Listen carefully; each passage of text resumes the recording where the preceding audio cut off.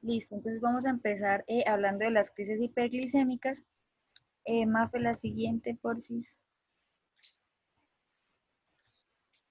Bueno, entonces vamos a tener principalmente dos complicaciones agudas de la diabetes, que una va a ser la citoacidosis diabética, que va a estar caracterizada por una hiperglicemia, que usualmente no va a ser tan elevada como en el caso del estado hiperglicémico hiperosmolar, una acidosis metabólica y una cetonemia. En caso de la hiperglucemia, incluso podemos tener pacientes en los cuales vamos a estar con niveles de glucosa por debajo de 300 miligramos por decilitro, y usualmente esto lo vamos a ver en pacientes que usan SGLT2 o pacientes que estén en embarazo, que sean consumidores de alcohol crónicos o que tengan alguna hepatopatía.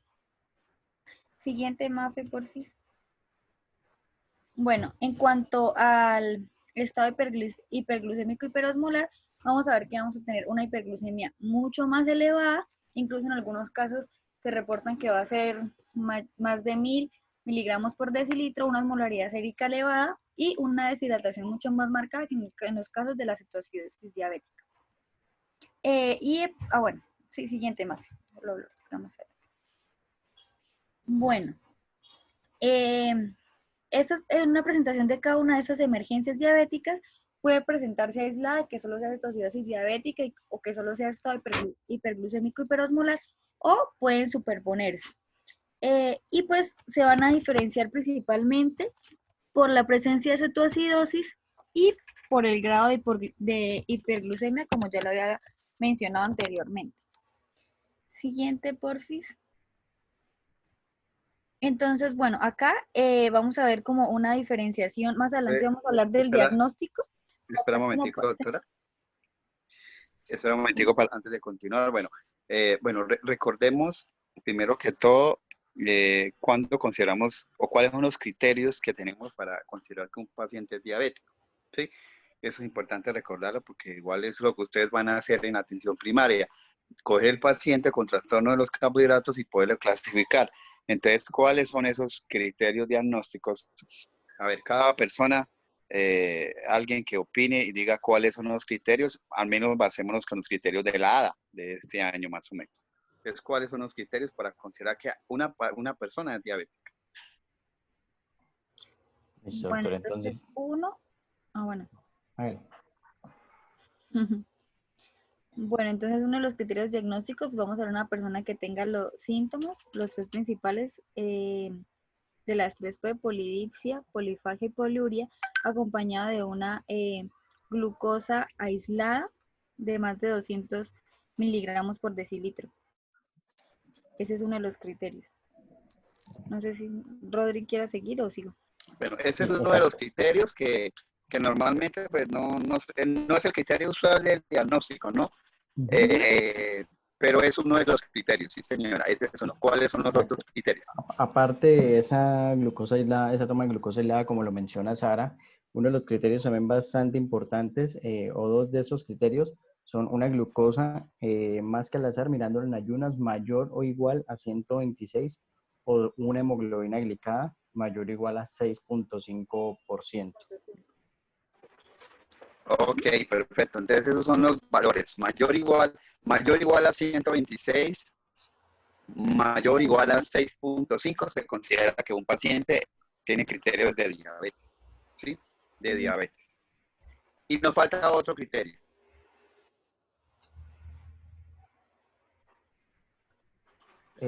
Pues el otro criterio, aparte del que mencionaba Sara, es con la prueba de carga de tolerancia a glucosa con... Pues yo tengo entendido la de 75 gramos, ¿no? Que se da Sí. una carga y posterior a las 2 horas se obtiene un valor mayor o igual a 200. Eso se clasificaría también como un criterio para el diagnóstico. Ok, perfecto. Entonces esos son los 4 criterios que tenemos para hacer diagnóstico de diabetes, ¿sí? Lo usual es que el paciente pues llegue con exámenes de rutina y le encontremos una alteración de esa glicemia. Entonces, si el rango ya supera 126, ya se hace criterio de... Obviamente, se le debe preguntar que es el día que le tomaron ese examen, él haya estado en ayunas, ¿no? Porque si no está en ayunas, pues eso no es criterio. ¿sí? No es criterio, hay que repetir el examen. Y la recomendación es que haya estado en ayunas durante al menos 8 horas en la toma del examen. Entonces, esas son las consideraciones que hay que tener presente para enfocar el paciente diabético, ¿sí?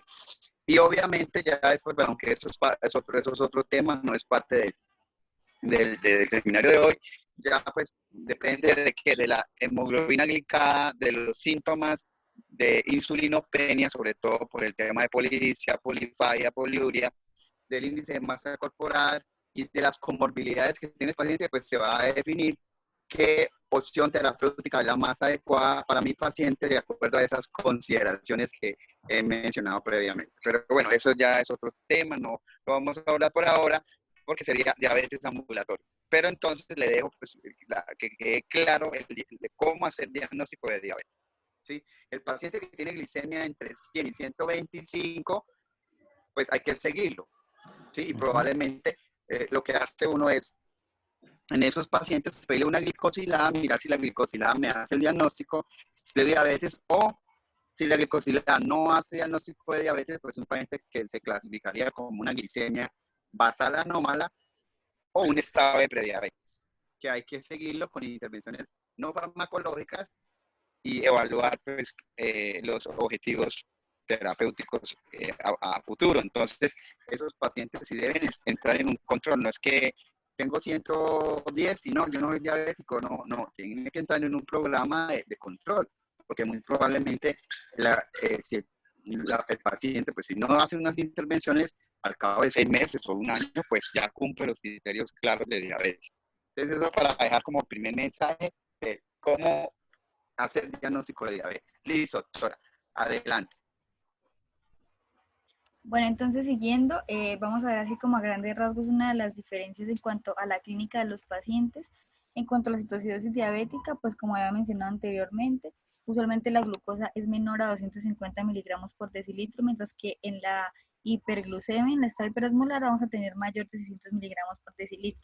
El pH arterial va a ser menor en la citoacidosis diabética, las cetonas en orinas van a ser mayores en la citoacidosis diabética, las cetonas séricas también van a ser mayores en la citoacidosis diabética, la osmolaridad va a ser mucho mayor en el estado hiperosmolar, la brecha aniónica va a ser mayor en la citoacidosis diabética y la alteración del estado de conciencia se va a ver principalmente en el estado hiperosmolar, que más o menos entre un 25 y un 50% de los pacientes van a presentar alteración del estado de conciencia.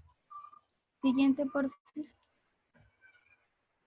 Bueno, en cuanto a la epidemiología, vamos a ver que la citoacidosis diabética se presenta con mayor frecuencia en pacientes que tengan diabetes mellitus tipo 1 y que sean menores de 65 años. Y el estado hiperosmolar se presentan más, todo lo contrario, en pacientes que tengan más frecuentemente pacientes con diabetes mellitus tipo 2 y pues con edades más avanzadas.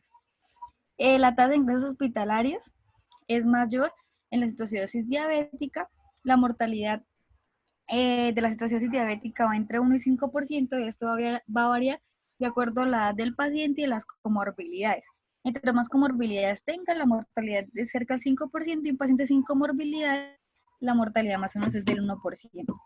En cuanto al estado hiperosmolar, pues como ya lo había dicho, es más frecuentemente en los adultos mayores con comorbilidades subyacentes y la tasa de mortalidad es mucho más alta, entre un 10 y un 20%. Entonces, más o menos digamos que en términos de frecuencia, la relación de frecuencia entre estas dos condiciones es más frecuente la cetoacidosis frente al estado hiperosmolar en una relación más o menos de 10-1. En cuanto a mortalidad, la mortalidad se invierte, la relación es 10-1, pero más o menos 10% para el estado hiperosmolar y 1% para la cetoacidosis diabética. Eso es más o menos. Listo. Bueno, en cuanto pues a la fisiopatología, vamos a encontrar que vamos a tener dos principales alteraciones hormonales. Uno es la deficiencia o la resistencia a la insulina que pues tienen propiamente los pacientes diabéticos, y pues en respuesta a esta deficiencia o resistencia vamos a tener un exceso de glucagón como medida compensatoria, además de hormonas del estrés como las catecolaminas, la hormona de crecimiento, y pues va a tener principalmente un impacto en 3 procesos metabólicos. Uno, que es la utilización deficiente de la glucosa por los tejidos periféricos por la deficiencia de la resistencia a la insulina, el aumento de la gluconeogénesis hepática y renal y el aumento de la glucogenólisis para pues la creación de glucosa que me va a generar los aumentos de la glucosa sérica. Siguiente, Mafe, porfis. Entonces, bueno, en cuanto vamos a tener que la fisiopatología de la cetoacidosis diabética y el estado hiperosmolar es similar, pero pues se diferencian en algunas cosas. En cuanto a la cetoacidosis diabética, vamos a encontrar que hay una absoluta deficiencia de la insulina, como para verlo de esa manera, y va a haber una producción de las hormonas contrarreguladoras. Entonces vamos a ver un aumento del glucógeno que me va a aumentar la gluconeogénesis, la glucogenólisis, y va a haber una disminución de la utilización de la glucosa, puesto que no hay insulina para que entre esto a los tejidos, y me va a generar, como ya lo mencioné anteriormente, una hiperglucemia. Adicionalmente, en el tejido graso vamos a tener un aumento de la sensibilidad de la lipasa sensible a hormonas, y lo que esto me va a generar, pues es una liberación de ácidos grasos y de glicerol, y pues esto, cuando uno usa los ácidos grasos, pues va a generar como, puede tomar 2 rutas. Uno, que es por el ciclo de Krebs, que toma pues más tiempo, y otro es la oxidación, que la mayoría de ácidos grasos se van a ir por la oxidación, por lo que ya dije, es como, de cierta forma, es más lento el proceso del ciclo de Krebs, por lo tanto muchos se van a ir, hay un exceso de ácidos grasos, se van a ir por la oxidación, y me va a generar en una cetonemia y una acidosis. Bueno, y ya ahorita sigo con el resto. En cuanto al estado hiperosmolar, entonces vamos a tener lo mismo, una deficiencia de la insulina, pero esta es más relativa, que es lo que me va a generar como la primera diferencia, que en cuanto a la lipasa, va a haber como algo de insulina que va a estar en circulación, que no va a permitir que haya tanta liberación de ácidos grasos. Entonces va a haber lo mismo que el anterior, una liberación de glucógeno, un aumento de la gluconeogénesis, una disminución de la utilización de la glucosa y una hiperglicemia. Pero pues acá, como ya lo dije anteriormente, pues va a haber una menor lipólisis, puesto que va a haber algo de circulación de insulina periférica. En cuanto pues a la diuresis, el aumento de los cuerpos cetónicos y la hiperglucemia me va a generar una diuresis osmótica, que esto me va a generar una hipovolemia, puesto que se va a aumentar muchísimo la orina, y después, posteriormente a esto, como va a haber una hipovolemia, me va a llevar a una disminución de la tasa de filtración glomerular. Entonces, esto va a permitir que se pierda sodio, potasio, calcio, magnesio, cloruro y fosfato, que va pues a generar más alteraciones electrolíticas asociadas a la acidosis diabética, y me va a generar una depresión progresiva del volumen que va a disminuir a disminuir la tasa de filtración glomerular, valga la redundancia. Entonces, en cuanto al estado hiperosmolar, pues va a haber una disminución del aclaramiento de la glucosa y los cuerpos cetónicos, que va a generar más hiperglicemia. Entonces, lo que vamos a ver es que va a haber más un estado de hiperosmolaridad, porque como ya lo dije, se elimina mucho sodio y me va a generar más hiperosmolaridad.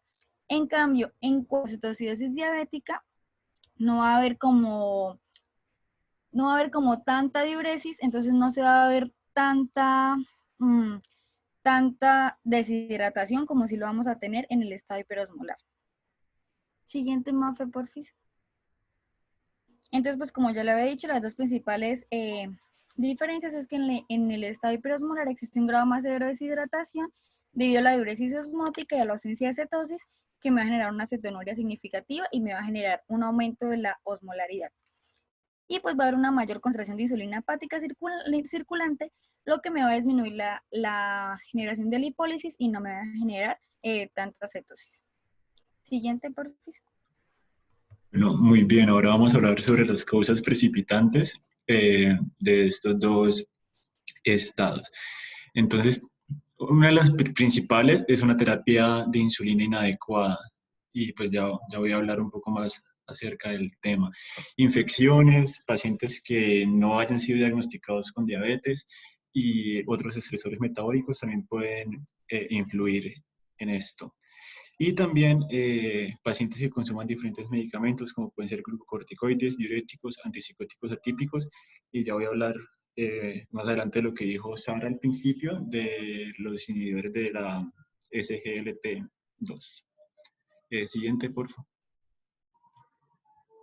Okay. Para la citoacidosis diabética, entonces tenemos que la principal causa o desencadenante son procesos infecciosos hasta en un 45%. Como les había comentado, la omisión de la insulina se encuentra entre las primeras también, con un 20%. Esta se puede dar a cualquier edad.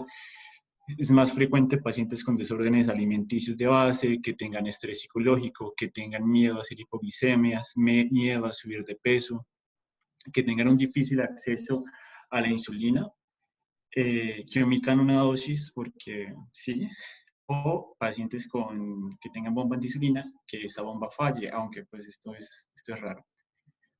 Bueno, otras causas puede ser, pues, como ya les había comentado, una diabetes recién diagnosticada o sin diagnosticar, pacientes con alcoholismo o farmacodependencia, y aunque es raro, también se puede ver en pacientes hospitalizados, pacientes diabéticos que van a ir a algún procedimiento que requiera un ayuno, y por falta de conocimiento pues puede haber personal de salud que suspenda o que omita alguna dosis de insulina, o personal de salud que no tenga conocimiento adecuado del manejo de la bomba de insulina.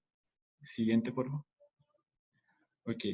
Otras causas, pacientes en tratamiento con inhibidores de la SGLT2, sobre todo pacientes con diabetes tipo 1, otros estados como el embarazo, una disminución de la ingesta calórica, el consumo excesivo de alcohol, o pacientes con enfermedades hepáticas crónicas también pueden, pues, llevarse a este estado. Siguiente. Porque para el síndrome, pues, hiperglucémico hiperosmolar, pues, tenemos más que todos, como ya lo había comentado Sara, adultos mayores con diagnóstico de diabetes mellitus tipo 2 y que tengan otras comorbilidades. Encontramos también infecciones como las principales causas, la neumonía entre un 40 a 60%, infecciones del tracto urinario un 5 a 16%. También podemos encontrar enfermedades cerebrovasculares en infarto agudo de miocardio, trauma y en una baja ingesta de líquidos. Siguiente. Bueno, eso es como un poco lo que... Espera un momentico. Espera un momentico. Bueno, ya que hablamos de las causas precipitantes, bueno, esas causas, el porcentaje también puede variar como en las regiones de las cuales estamos hablando. Como estas guías generalmente no son hechas en Colombia, sino son hechas en otro lado, pues digamos que sí, las infecciones siguen siendo como la causa más relevante. Pero también depende, porque probablemente también en medio y con nuestra crisis del sistema de salud, a veces el problema es la omisión del medicamento, y no la omisión porque el paciente no se la quiera solamente aplicar, sino porque no hay oportunidad en la entrega de los medicamentos. Por eso eso es una cosa muy importante como parte de la educación de los pacientes, enseñarles que no deben dejarse de aplicar y que si alguna eventualidad, pues que hagan un esfuerzo. Hoy día un lapicero de insulina es más barato, vale como 25.000, 20.000, y pues digamos que es asequible a un medicamento que valga más de 100.000 pesos. Entonces eso es una cosa muy importante. ¿Qué estamos viendo ahorita? Pues sí, las infecciones son una de las razones que desencadenan esas crisis. Está llegando paciente diabético ya previamente que hizo una crisis hiperglicémica en el contexto de una infección pulmonar severa y pues obviamente asociada a COVID-19. Estamos viendo pacientes que no se sabían que eran diabéticos y llegaron con insuficiencia respiratoria y también con crisis hiperglicémica, y pues se les hizo el diagnóstico de diabetes de nuevo. Entonces esos son como los escenarios pues que veíamos antes, pero que quizás ahorita con el tema de la pandemia también se han hecho evidentes, y pues es pues para tenerlo como presente. Pero sí, las infecciones pulmonares, sobre todo las neumonías, no solo bacterianas, porque lo hemos visto con COVID, y las infecciones de infecciones urinarias. Entonces, siempre que ante una crisis uno tiene que evaluar la posibilidad de que estén estas infecciones ahí asociadas. Hay un tema, es que algunos de estos pacientes, por el mismo estado de alteración metabólica, esos pacientes pueden hacer leucocitosis, ¿sí?, secundaria al evento de estrés metabólico. Pero hasta que no se muestre lo contrario, entonces la leucocitosis debe ser manejada como un proceso infeccioso y ya después con los respectivos exámenes que usted les haga al paciente, pues definirá si continúa o no la antibiótico-terapia, ¿sí? Entonces esas serían las consideraciones importantes para tener en cuenta. Otras patologías, sí, los infartos, el ataque cerebrovascular también me podrían debutar y generarme una crisis hiperglicémica. Entonces esos pacientes hay que vigilarlos, los diabéticos que hacen esos eventos intrahospitalariamente, hay que tener una vigilancia para que evitar que hagan estas complicaciones que les aumentarían más su mortalidad. ¿Ok? Adelante, doctor. Gracias. Ok, eso es en cuanto a criterios clínicos de la cetoacidosis diabética, pues son diferentes exámenes y pues como ven al final la alteración del estado mental. Entonces, esta es una gráfica que nos comparan diferentes guías. Primero está el ADA, la Asociación Británica y que es la Asociación Americana de Endocrinólogos, y pues tienen diferentes valores. Como pueden ver, pues primero está el valor de la glucosa, también está el pH, para los dos primeros el bicarbonato, el anion gap también, las cetonas en orina y en sangre. Siguiente. Y esto es en cuanto al estado hiperosmolar, que después solo tenemos aquí el ADA y la británica, la Asociación Británica, donde pues encontramos la concentración de glucosa en sangre, el pH, el bicarbonato, el anion gap en estos casos no lo toman en cuenta, al igual que las cetonas, y pues la osmolaridad. Siguiente, por favor. Gracias. Esto, bueno. Si déjame ver los anteriores criterios.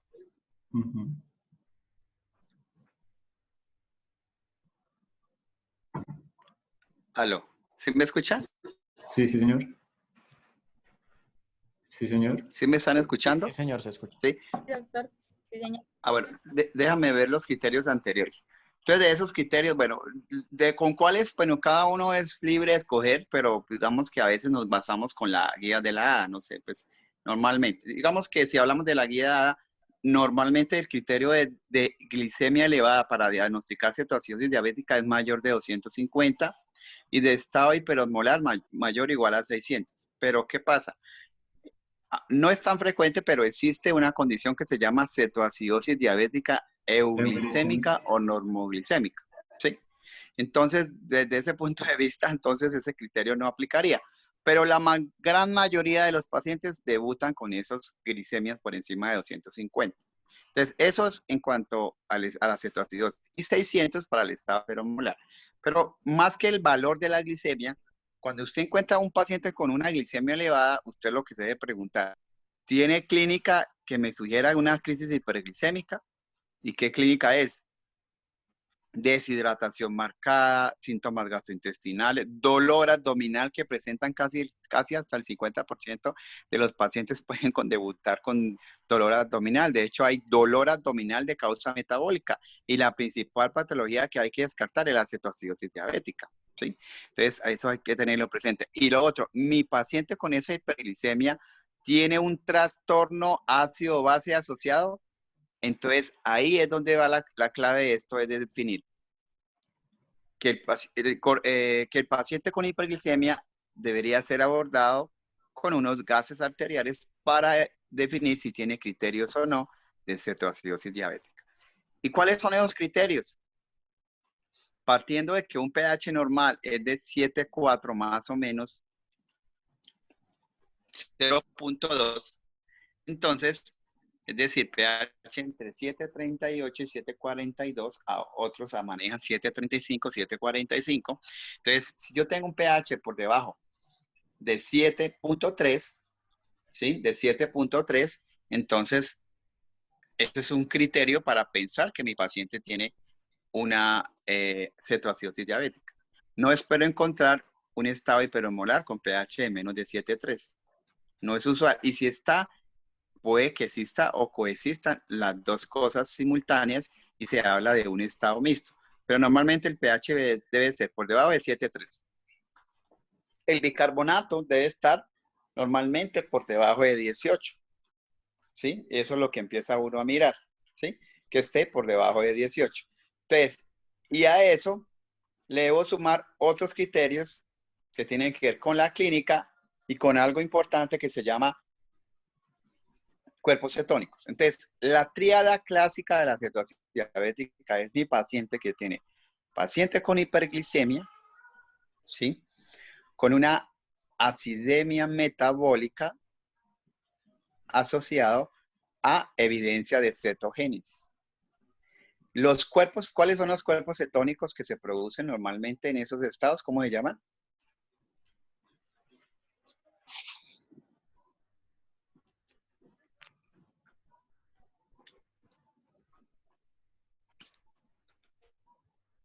Los que están ahí, hidroxiutirato y acetato. Esos son los principales cuerpos cetónicos, pero entonces, ¿cómo yo los mido? Entonces, normalmente lo que se pide es el examen de orina y uno evalúa la evidencia de cetogénesis, pero por la cetonuria. Pero resulta que el examen de orina no me identifica los niveles de beta hidroxibutirato, que es el cuerpo cetónico que más se produce en este estado de descompensación.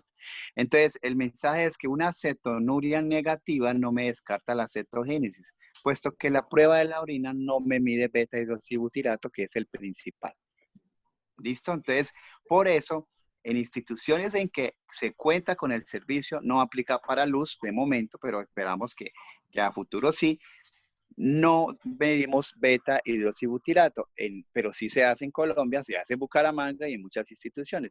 Entonces, uno pide niveles de beta hidroxibutirato para evaluar un criterio de cetogénesis. O sea, acidemia metabólica, hiperglicemia y evidencia de cetogénesis. Hasta que no se muestra lo contrario, ese paciente tiene una cetoacidosis diabética, la cual puede ser leve, moderada o severa dependiendo del pH. Si el pH está en 7.3 y 7.25, se considera que es leve. Si está entre 7 y 7.24, se considera moderada. Y 7 o menos se considera severa. Esa es la forma de clasificar esta cetoacidosis. Y a esta acidosis metabólica de la cetoacidosis diabética se le debe agregar un apellido. Las acidosis metabólicas se clasifican normalmente en dos. Acidosis metabólica con anión Ga normal y con anión Ga elevado. No voy a hacer más intervención por ahí, esperando que de pronto más adelante alguien de los del grupo pues vaya a aclarar esto, ¿sí? Entonces, la cetoacidosis diabética pues tiene una acidosis metabólica con anión Ga elevado. ¿Listo? Por eso ahí dentro de los criterios le dicen anión Ga y este generalmente se considera un anión Ga normal entre 10 a 12, ¿sí? Puede variar mucho, entre 10 a 12, ¿sí? Entonces, si ese valor está en 20, 26, 30 o 18, 16, pues está elevado y sería una acidemia metabólica con anión Ga elevado, que sería típica para la cetoacidosis diabética. Todas esas consideraciones se deben tener antes de decir que mi paciente tiene una verdadera cetoacidosis diabética. Una glicemia de 500 sin nada de estos criterios no me hace diagnóstico de nada. Simplemente que el paciente tiene una hiperglicemia, pero no tiene repercusión sobre el estado ácido-base del paciente. Pero hay que tratársela. ¿Listo? Bueno, siguiente.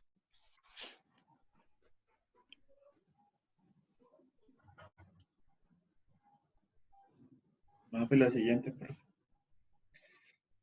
Esto es ya más como criterios clínicos. Pues el paciente, los signos o síntomas clínicos claros, que es poliuria, polidipsia, náuseas, emesis, el dolor abdominal, como ya nos decía el doctor, también pueden presentar alteración visual, letargo, alteración del sensorio, taquicardia, taquipnea, una respiración de Kussmaul, un aliento con olor afrutado, dulce. Y pues estos pacientes también pueden presentar o van a presentar una depresión grave de volumen, que la vamos a observar como una hipotensión ortostática. Siguiente. Ok, es un poco como en cuanto a la cetoacidosis glicémica, pues recordar que la mayoría de veces es secundario o pues a la ingesta así de inhibidores del SGLT2. Son pacientes en donde vamos a encontrar menos poliuria y polidipsia, más con un malestar general, anorexia, taquicardia, taquipnea y fiebre. Y esto también pueden presentar alteración del estado de conciencia y recordar que pues, la alteración del estado de conciencia tiene una relación directa con la hiperosmolaridad, mientras que la glucosa en sangre sea mayor a 600 miligramos. Y que la misma alteración del estado de conciencia puede enmascarar los demás síntomas. Entonces pues, hay que tener cuidado con eso. Siguiente, por favor. Bueno, en cuanto al manejo, el manejo es con líquidos, electrolitos, perdón, e insulina. Y pues encontrar y tratar la causa, si hubo una causa, pues una causa desencadenante como las que ya mencionamos. Entonces lo que vamos a hacer es restaurar el volumen intravascular, corregir o evitar anomalías electrolíticas, corregir la acidosis o evitarla y la corrección de la hiperglucemia. Sí, la hay también. Siguiente. Ok, esto es, como ya lo decía Sara y el doctor, pues podemos tener una cetoacidosis leve con un paciente alerta que nos tolere la vía oral, el cual puedo manejar en urgencias con líquidos orales y con insulina subcutánea, pero ya pues, en trastornos graves, la resucitación es pues, líquidos endovenosos con reposición de potasio e insulina endovenosa, ya vamos a hablar de esos pasos. Siguiente. Bueno, en Bueno, cuanto a los... espera, Sí, sí, espera un señor. momentico para, bueno, antes de pasar a manejo, pues quiero dar unas cosas claritas, que no sé si más adelante las otras personas lo van a hacer.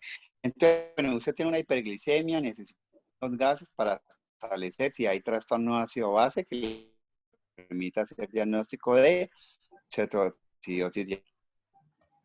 Bueno, pero usted también tiene que tener otro cálculo. Hay que hacer otro cálculo que es el cálculo del anión GA. Normalmente, si uno coge todos los aniones y cationes, o sea, los iones positivos y los negativos de la economía, ¿sí? Digámoslo así, del cuerpo, normalmente esa diferencia debe ser cero. Pero es posible medir esa diferencia, no es posible medirla.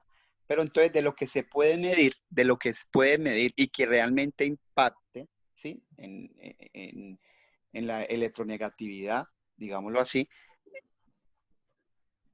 de eso que se puede medir, se crea una diferencia y esa diferencia normalmente debe ser menos de 10 o menos de 12, depende del texto que se revise. Creo que aquí incluyen 10 como valor normal y más de 10 valor alterado elevado. ¿Listo? Entonces, ¿cómo calculo el anión GA? Entonces, de esos aniones y esos cationes queda finalmente que los que más influye sería así. Es el sodio menos la suma del cloro más el bicarbonato. Esa diferencia normalmente debe ser menos de 10. Si está por encima de 10, ¿sí? Está por encima de 10, muy probablemente es que empezó a jugar otros iones, ¿sí? Que normalmente no deben estar y por eso me eleva esa brecha aniónica, ¿sí? Esa brecha aniónica. Entonces, después de decir que mi paciente tiene una acidosis, yo debo decir si esa acidosis es con anión GA normal o con anión GA elevado. Entonces, las acidosis con anión GA elevado normalmente son las causas principales: cetoacidosis diabética, cetoacidosis alcohólica, ¿sí? La misma sepsis puede producirme acidosis con anión GA elevado, la falla renal, la intoxicación etílica por metanol también, la intoxicación por ácido acetilsalicílico, etcétera. Entonces, esas son las principales como causas de una acidosis metabólica con anión GA elevado. Pero antes de esas, la principal causa de acidosis metabólica con anión GA elevado se llama acidosis hiperlactatónica es decir, por lactato elevado, ¿sí?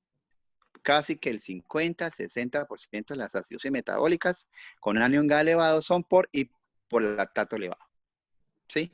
Entonces, tiene que valorar los gases con lactato y también con electrolitos para poder establecer no solo que haya alteración del pH y que tenga una acidemia, sino que también exista un anión G elevado. ¿Listo? Entonces, ese es el enfoque que uno le haría. O sea que tener unos gases arteriales en un paciente, pues ayuda mucho y nos permite poder definir. Cuando no están los gases, ¿qué hacemos?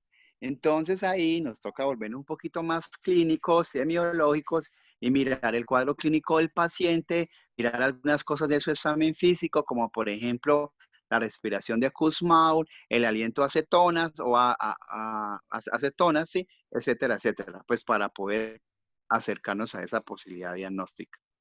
Sí, porque eso a veces suelen preguntarme, ¿qué hacemos si no tenemos gases en un primer nivel? Pues entonces ahí es donde ustedes tienen que jugársela con su clínica y semiología y esa experticia que pueden haber adquirido en su semestre respectivo. ¿Listo? Entonces, esa es la intervención. Ahora, otra cosa que quiero, aunque lo van a mencionar ahorita, porque creo que ahorita van a hablar de estado hiperomolar, ¿cierto?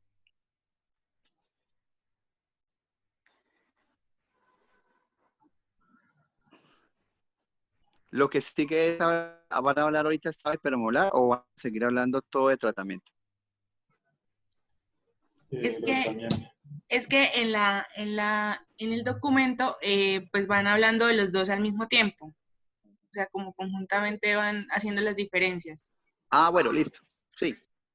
O sea, lo que van a seguir ahorita hablando es solo manejo. ¿Sí? Es mi pregunta. Sí, señor.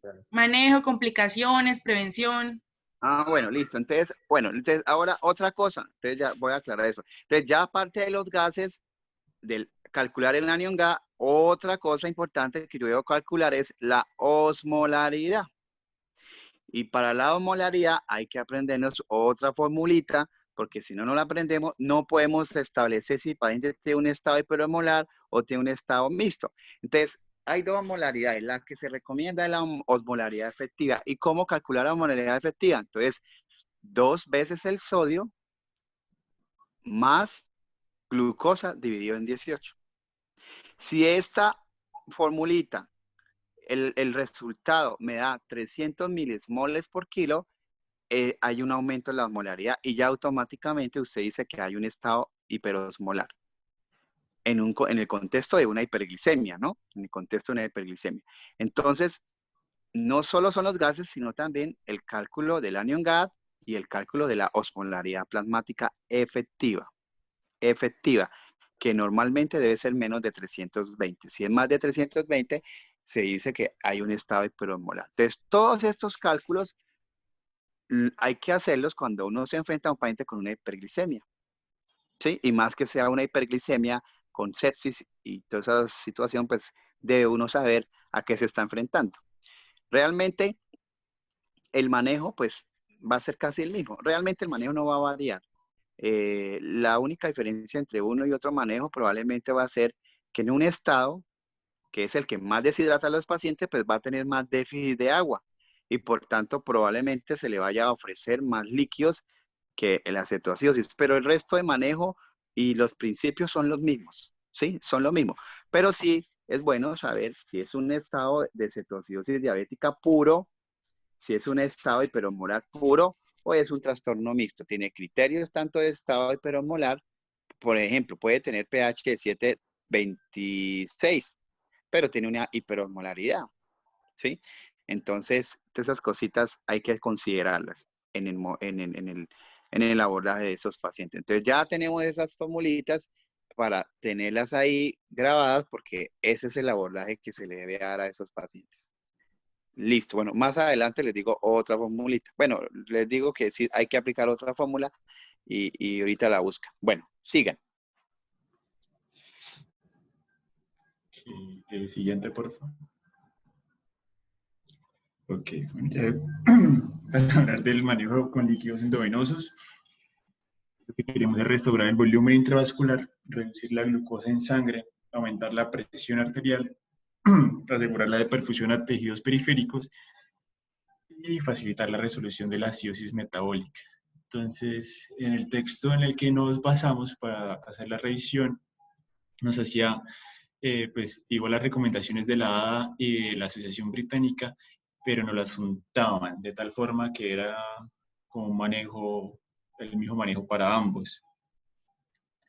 Entonces encontramos que en la primera hora vamos bueno, durante la hidratación, pues la primera parte vamos a utilizar solución salina normal. Durante la primera hora, según la ADA, se podría pasar entre 1000 a 1500 mililitros y la británica 1000 mililitros. Después de esta primera resucitación hídrica, vamos a ver cómo está el paciente y vamos a ajustar según los basales y el estado electrolítico y hemodinámico del paciente. De todas formas, se nos hacía la recomendación de pasar de 250 a 500 mililitros hora. Y con una salvedad, que es que la ADA nos decía que si el sodio estaba normal o alto, se podría cambiar a una infusión con solución salina al 0.45%, mientras que la británica sí nos decía que se podía continuar con solución salina normal. Pues en cuanto a eso, y por qué la ADA hace esa recomendación, es por la acidosis metabólica hiperclorémica, que puede ser resultado de utilizar la solución salina normal. Siguiente. Ok. Ya después de esta segunda parte, lo que se nos recomienda es agregar dextrosa. La ADA nos recomienda agregar dextrosa al 5% cuando la glucosa en sangre descienda por debajo de 200 miligramos y la británica, dextrosa al 10%, cuando la glucosa descienda por debajo de 250. Y pues esto lo que va a permitir es que podamos seguir con el flujo de insulina sin llevar al paciente a una hipoglucemia. Siguiente, por favor. Bueno, espera un momentico, hay alguna pequeña intervención. Entonces, mira, me gusta más la ADA y es lo que yo más manejo. Bueno, sí. Y por tanto, pues, lo que voy a decir es lo mismo que ya dio el doctor, pero es para aclarar. Usted sospechó el paciente, lo tiene en el rural, usted cree que tiene una crisis hiperglicémica y que probablemente cumple algún criterio de esos estados. Los líquidos que usted le debe administrar a ese paciente siempre arranque con solución salina. La recomendación es que en la primera hora de iniciar los líquidos se administre un bolo entre 1000 y 1500. Obvio, eso puede variar de acuerdo a otras condiciones, ¿sí? Como tener falla cardíaca, como tener enfermedad renal ya crónica, ¿sí? Entonces eso puede variar. Entonces uno pues no le va a dar 1000, le va a dar la mitad. Y si le da la mitad, pues se evalúa qué pasó después de administrarle la mitad y si el paciente cómo quedó desde el punto de vista hídrico, ¿sí? Entonces esas son cosas que hay que valorar. Pero en principio, un paciente sin contraindicación, le arrancamos 1000, 1500 de solución salina normal. Después de eso, usted se debe preguntar, ¿cuál es el sodio corregido de mi paciente? Entonces, usted tiene un sodio empírico, digámoslo así, que le arrojó la máquina. Pero este sodio no es el sodio real. La hiperglicemia, ¿sí? Me produce una pseudohiponatremia. Entonces, el sodio que yo tuve, debo ajustarlo a los niveles de glicemia. Entonces, hay una fórmula que la van a buscar, ¿sí? Pero normalmente el ajuste se hace de esta manera. Por cada 100 miligramos por decilitro, por encima de 100 los niveles de glucosa, ¿sí? Por cada 100 miligramos por decilitro, por encima de 100 de los niveles de glucosa, el sodio tiende a descender entre 1.5 y 1.7 mil equivalentes. Quiere decir que si yo tengo un sodio reportado en la máquina de laboratorio en 130, por ejemplo, y la glucosa del paciente es 500, el sodio corregido aproximadamente es 135, 136, o sea, se normalizan los niveles de sodio. Entonces, es ahí donde hay que hacer ese otro cálculo, evaluar sodio corregido. Y con base al sodio corregido, usted debe tomar la siguiente decisión. Sodio corregido en rango de hiponatremia, es decir, sigue por debajo de 135. El sodio normalmente es 135 a 145. Entonces, sigue por debajo de 135. Ese paciente debe continuar con solución salina normal. Después del bolo de 1000 a 1500. Hasta ahí vamos bien. ¿Listo?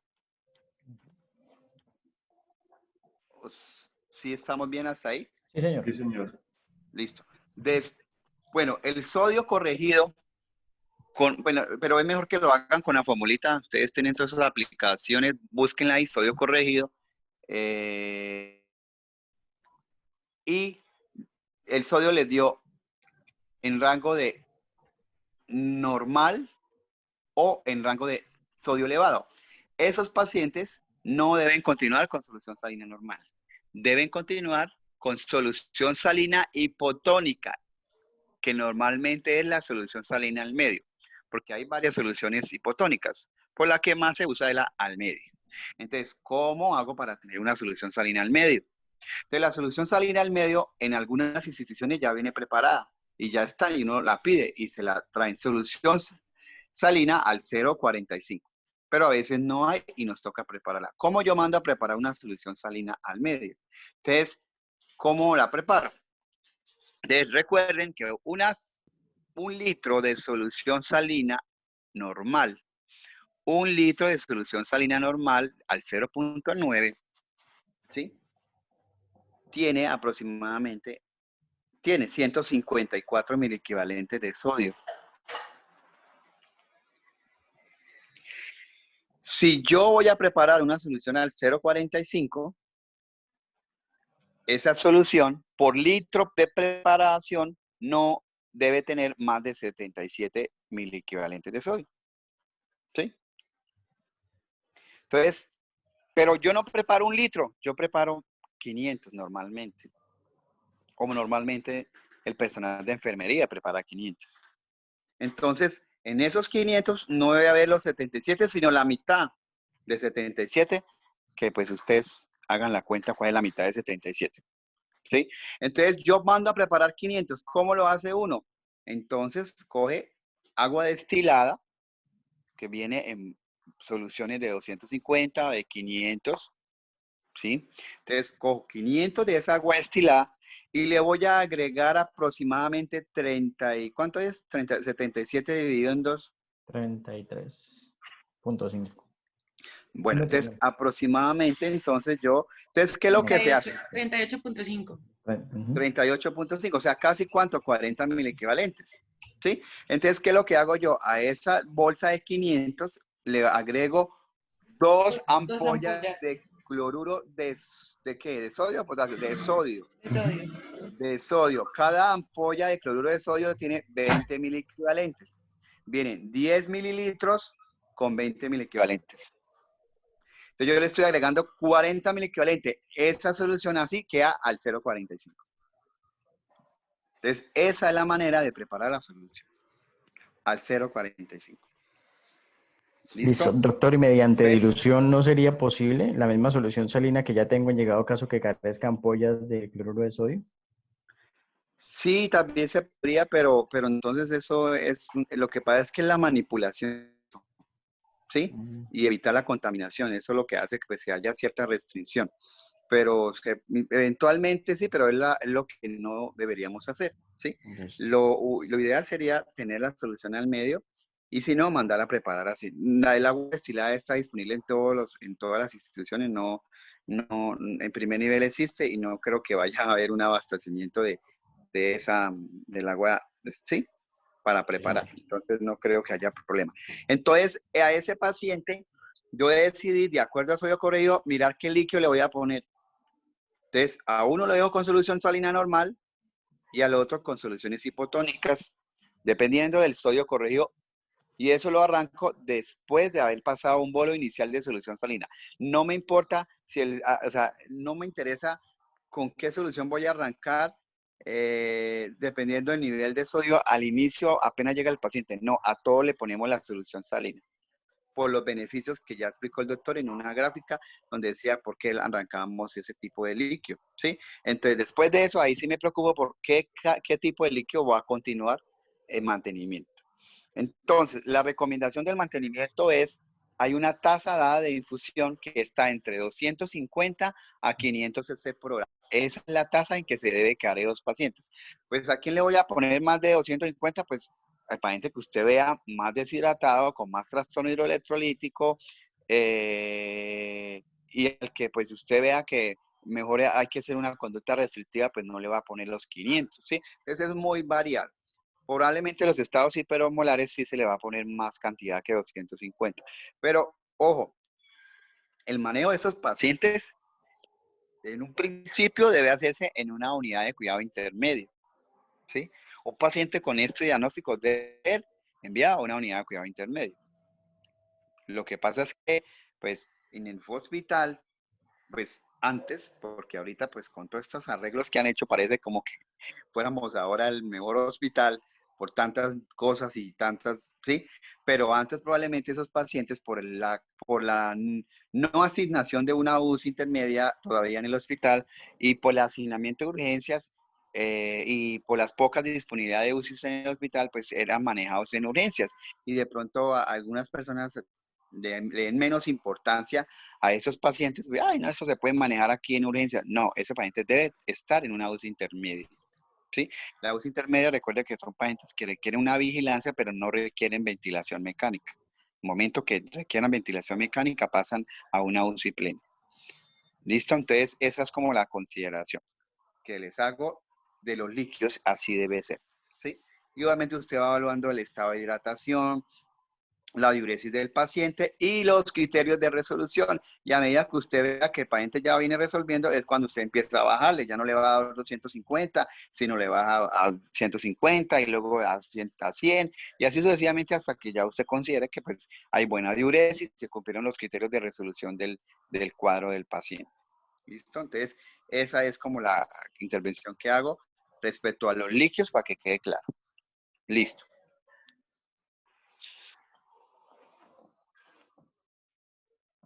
Listo, entonces, como bien lo mencionaba el doctor, hay unos puntos muy importantes para tener en cuenta en el manejo. Entonces, una vez hayamos empezado la reposición de ese volumen, la corrección de esos electrolitos, ya hablamos un poquito del sodio, ahora vamos a pasar al potasio.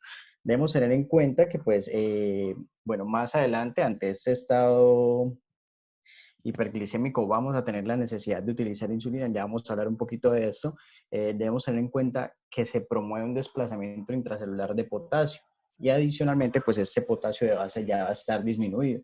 Por tanto, pues bueno, dependiendo de la guía que nosotros vayamos a mirar, podemos tener un punto de corte que es 5.2 o menor de 5.5. Sin embargo, pues casi siempre que nosotros nos encontramos con estos pacientes en urgencias, cuando ya están en hospitalización, vienen ya de base con un potasio que está bastante disminuido. Entonces, la recomendación es que a esos líquidos que ya venimos mencionando, se le adicionen de 20 a 30 miliequivalentes por litro de solución que yo preparo, que es más o menos aproximadamente una ampolla por litro de lo que vamos a utilizar. O si miramos la recomendación de Reino Unido, nos recomienda 40, pero pues según lo que yo he visto también se utiliza más entre 20 y 30 mil equivalentes.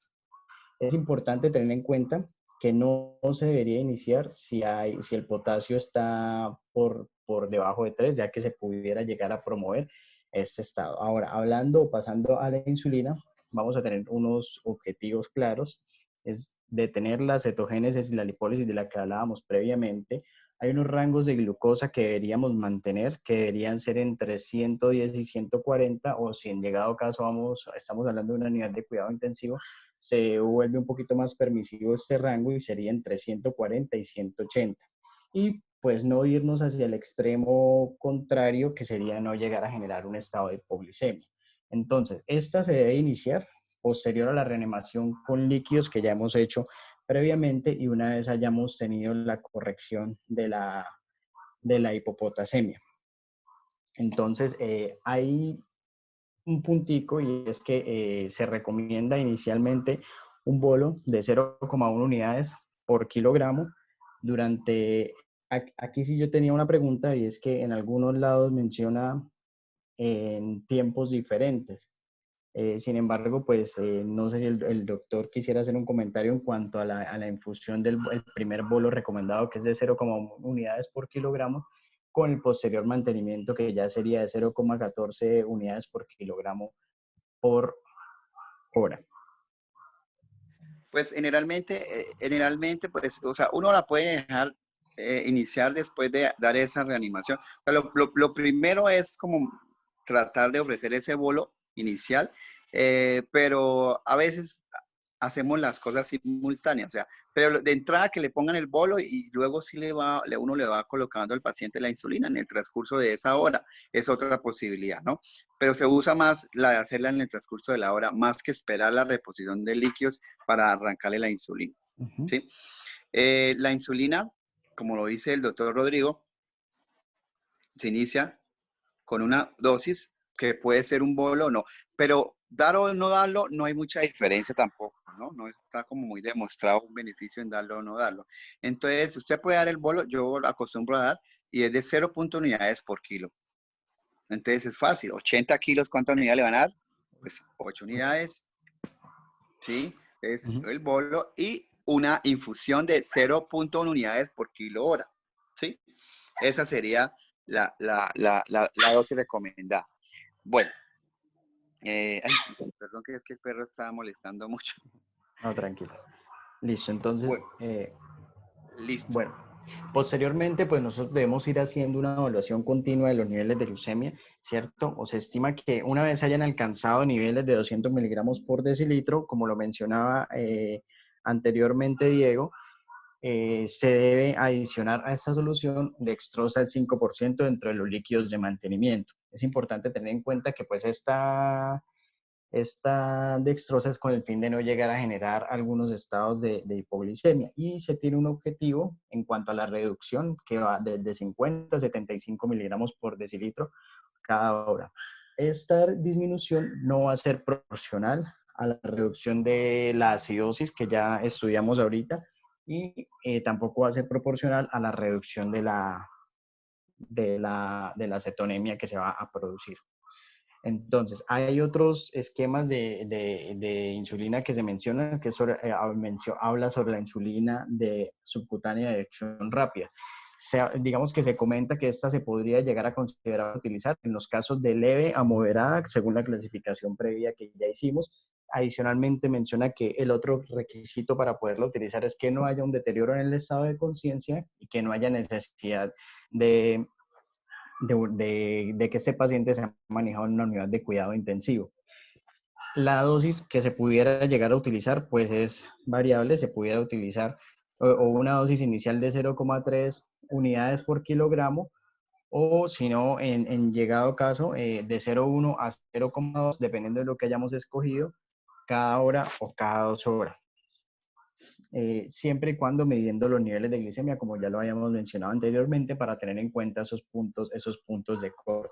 Y el otro requisito que no habíamos mencionado era que se debería mantener un pH superior a 7 y un bicarbonato menor a 10. De lo contrario, pues no aplicaríamos para poder utilizar este tipo de insulinas. Ahora, del fósforo, en este momentico no vamos a hablar mucho, ya que pues a pesar de que en algunos casos hayan alteraciones, las guías no recomiendan normalmente hacer reposición del mismo, a diferencia que sí se hace con el bicarbonato, y ese se debe realizar siempre y cuando haya un pH que sea mayor a 6,9 y pues la recomendación en cuanto a la reposición de esa, pues se debería hacer con bicarbonato de sodio durante las primeras horas, en un total aproximado de más o menos 100 miliequivalentes en la infusión que vayamos a colocar. algunas guías, como por ejemplo la del Reino Unido, incluso tampoco recomienda que se dé esta reposición de potasio en ningún paciente que tenga un diagnóstico de cetoacidosis. Ahora, en cuanto al estado hiperosmolar, pues ahorita hablábamos de que de pronto podía existir algunas diferencias, sin embargo, ya vamos a ver que es un manejo bastante parecido. Entonces, es importante tener en cuenta que el manejo de estas patologías es un manejo intrahospitalario y a pesar de que las recomendaciones nos dicen que debería ser mínimo de 24 horas, debemos tener en cuenta que es muy probable que ese paciente vaya a requerir mucho más de 24 horas en cuanto al manejo, resolución de su patología y a la vigilancia y evolución de la misma.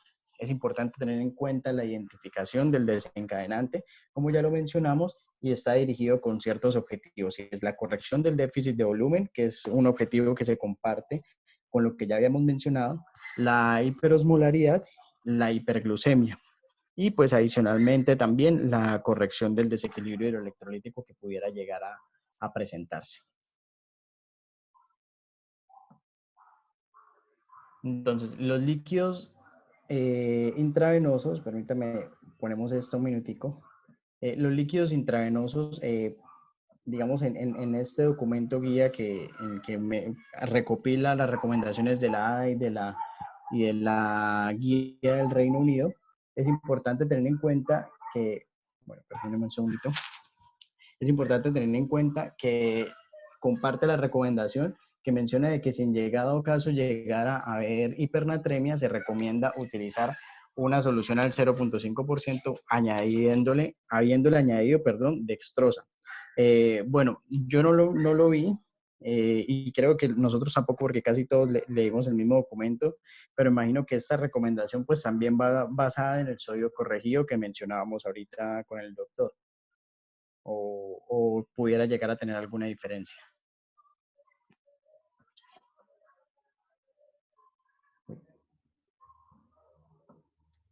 Bueno, entonces, no, sigue siendo el mismo principio del tipo de solución, ¿sí? Y nosotros normalmente, pues, nos basamos un poquito más como en lo americano, sí, en lo americano. Pero habrá alguna otra persona, pues, que va a manejarlo y justificará sus recomendaciones de acuerdo a la guía del otro continente, ¿sí?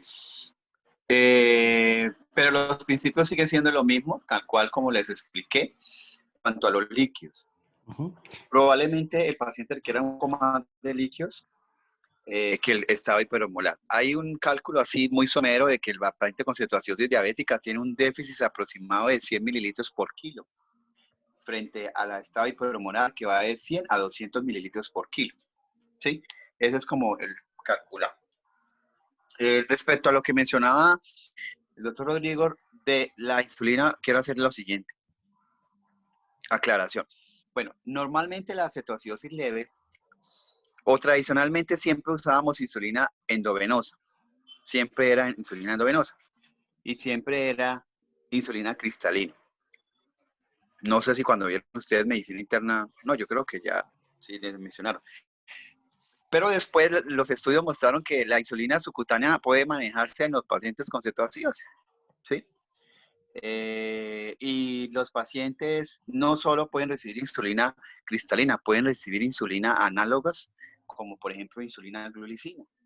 Entonces, la cetoacidosis leve se puede manejar con insulina subcutánea, solo que la dosis es diferente.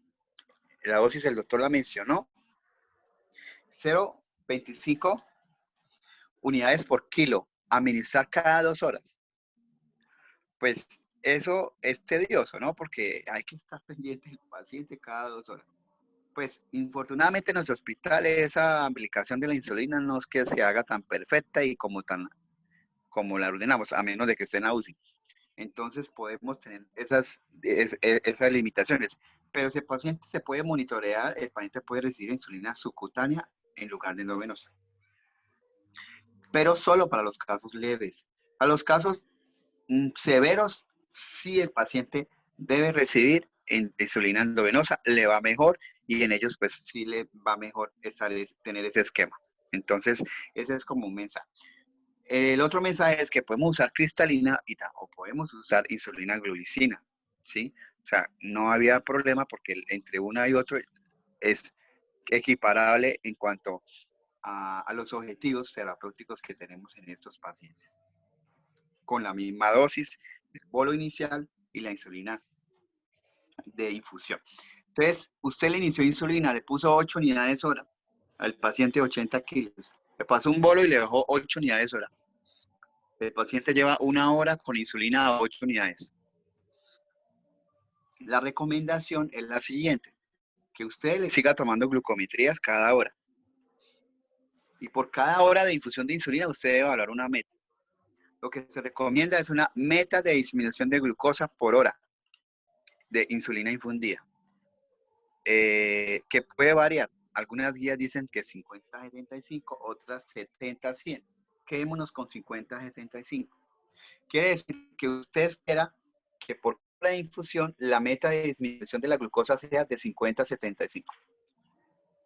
Si usted disminuyó más de 75, o sea, le disminuyó 150, la recomendación es bajar la infusión a la mitad. Si la disminución fue menos de 50, la recomendación es subir la infusión al doble. O sea, le doy 4 unidades en el caso que tenga que bajar o 16 unidades en el caso que tenga que subir. La siguiente hora vuelvo y evalúo la meta y así sucesivamente se titula la insulina. Por eso les digo que esos pacientes demandan atención para poderles ofrecer un servicio con los mejores estándares. Necesitan estar en una UCI intermedia para que tengan el personal para que le puedan hacer todas esas cosas. Entonces, esa es la recomendación de cuál es la tasa.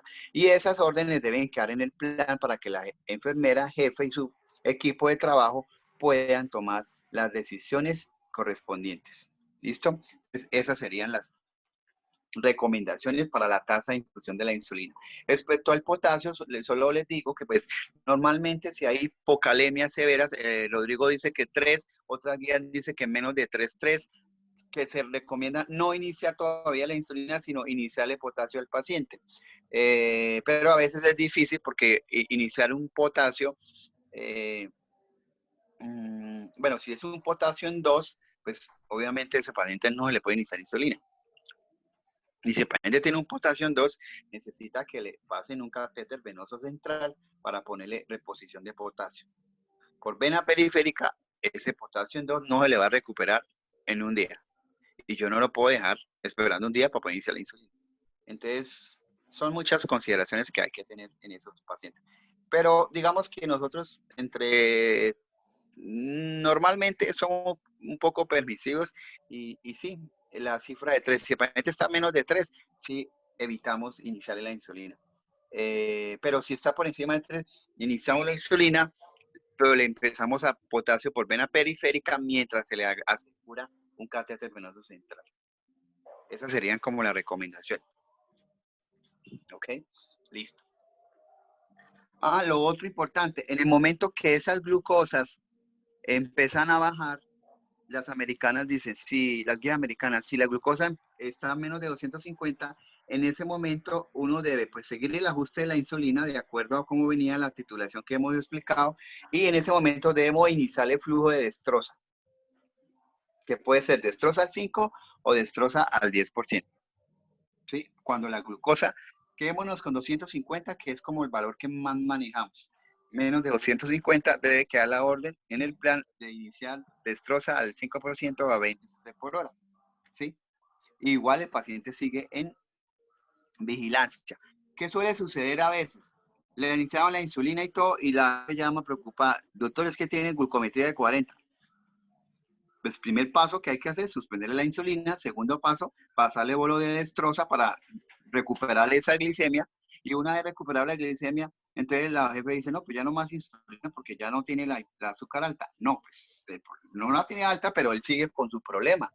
Él sigue con acidosis metabólica, él sigue con anión elevado, él sigue con bicarbonato en DC, caído. Entonces, ese paciente requiere nuevamente el inicio de la insulina, solo que ya no le vamos a iniciar a la misma tasa que hemos mencionado, ¿sí? Ahí sí cambia la infusión, casi que se recomienda entre 0.0 15 a 0.03 unidades por kilo.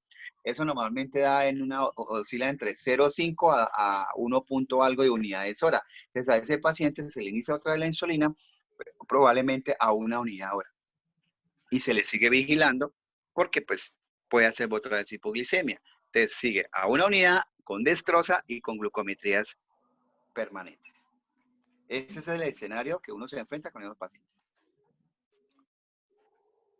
Listo. Perfecto. No sé si quedó claro. Muchas gracias y muchas gracias por la aclaración. Bueno, listo. Bueno, esto pues ya lo habíamos mencionado anteriormente en cuanto a al flujo de mantenimiento de los líquidos. Es importante tener en cuenta los pacientes que tengan insuficiencia renal o insuficiencia cardíaca para ir haciendo el cálculo de la infusión que vamos a dejar.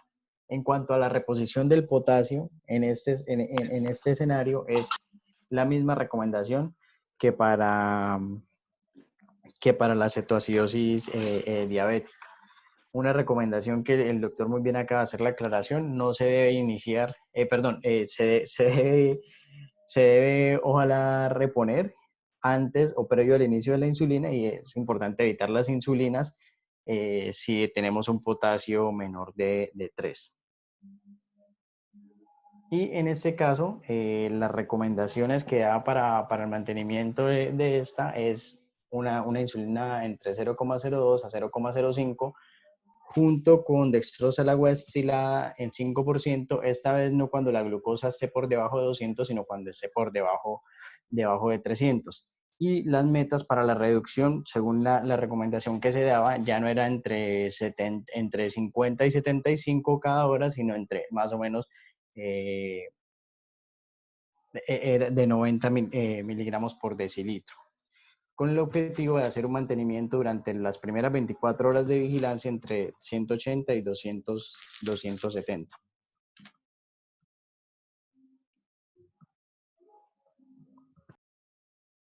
Bueno, qué pena, se me fueron 2 diapositivas. Entonces, ahora ya cuando el paciente pues ha completado, digamos, su tratamiento y ya ha resolvido la cetoacidosis o el estado hiperosmolar, que está pues obviamente indicado en la tablita esta que tenemos acá vamos a comparar tanto los criterios de la ADA como la de los ingleses. Entonces, para yo decir que un paciente pues ya resolvió su cuadro de diabetes, de cetoacidosis diabética, perdón, primero tengo que tener que la glucosa esté por debajo de 200 miligramos de decilitro y además le debo combinar alguna de estas dos. Como estamos hablando no solamente de la hiperglicemia, sino también del estado de acidosis, entonces el pH debe estar mayor a 3 y el anion gap ya debe estar pues menor o igual a 12.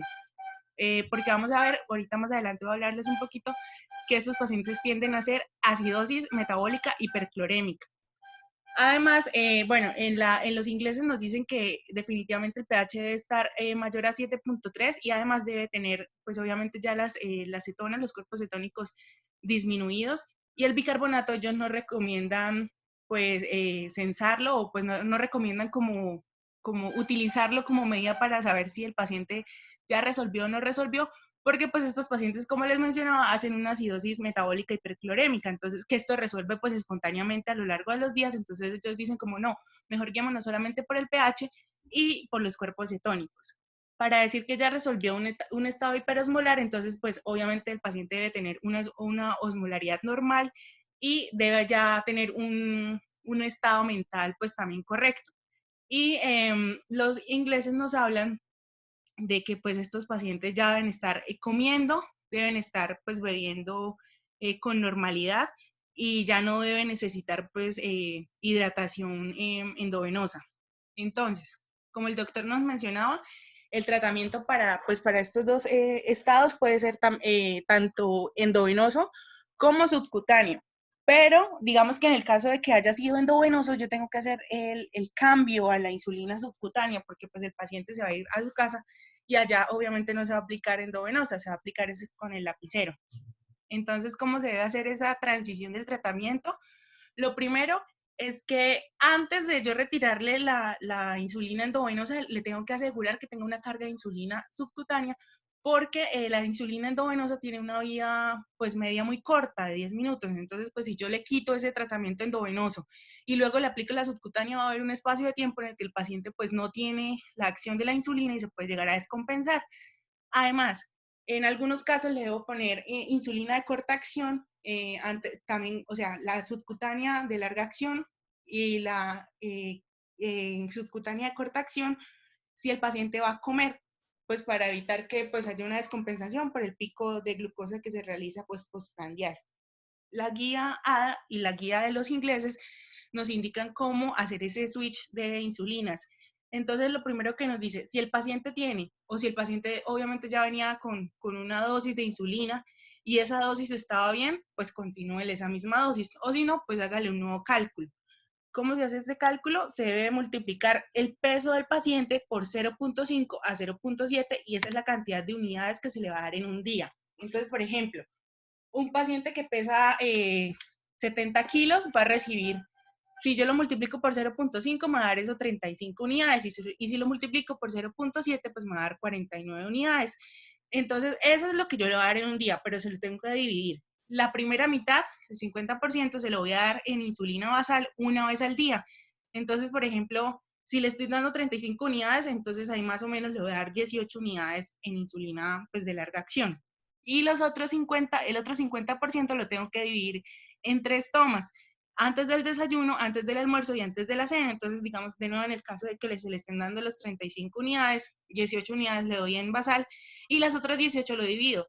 6, 6 y 6. Y si le doy pues 70, pues le hago lo mismo, el mismo cálculo y en fin, para cualquier tipo de peso tengo que hacer ese cálculo para garantizar que durante todo el día el aporte pues de insulina sea el correcto.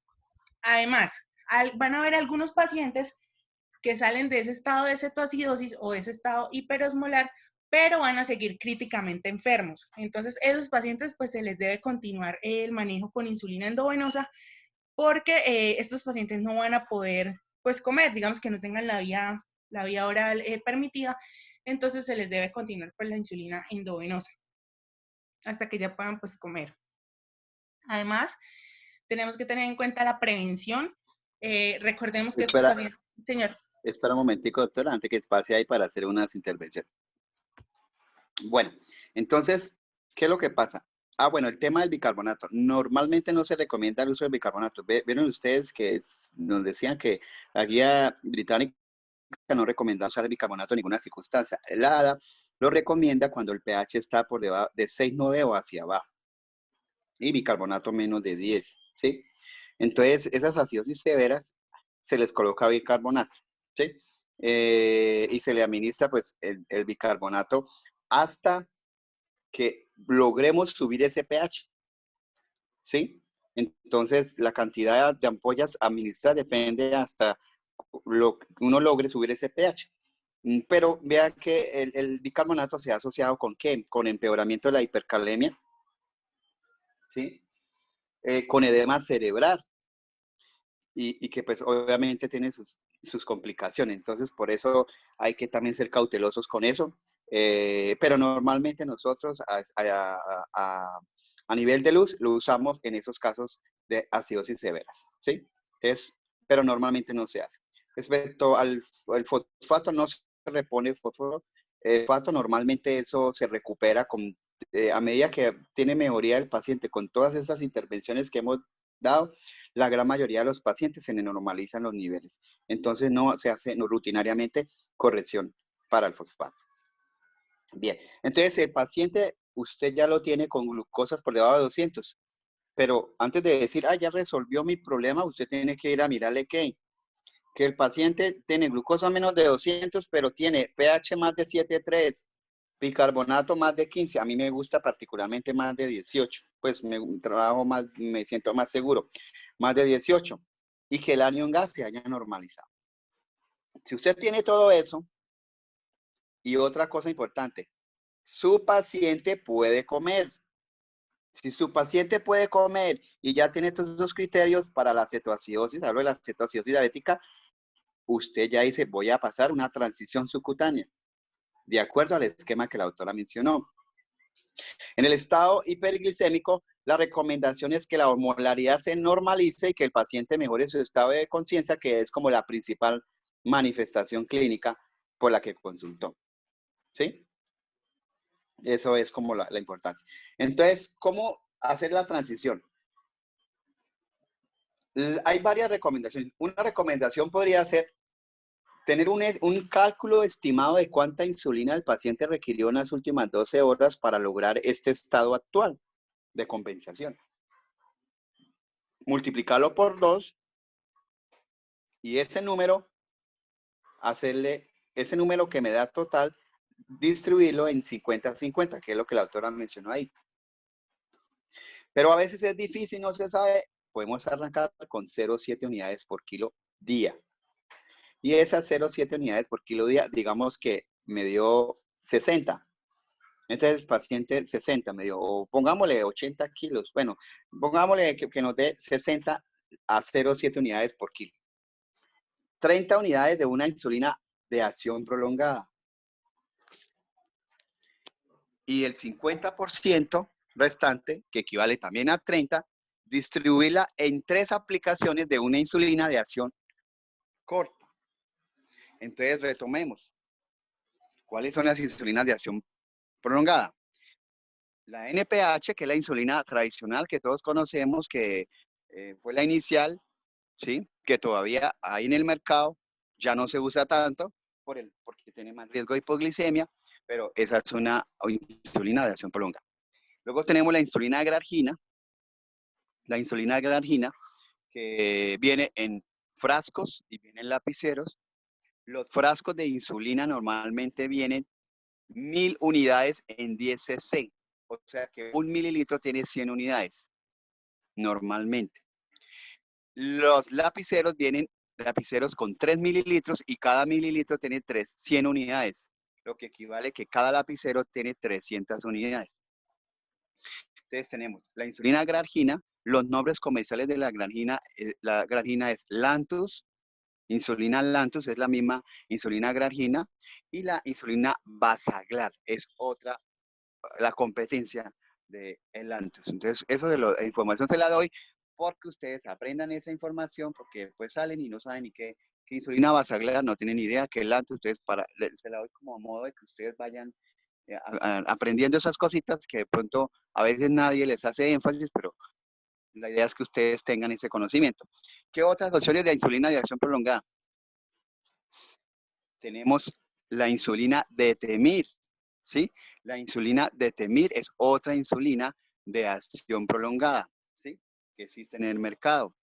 Y otras insulinas, tenemos la insulina, una nueva, que se llama insulina Degludec, ¿sí? Degludec es una insulina de las que ha salido que tiene mayor durabilidad respecto a las otras, ¿sí?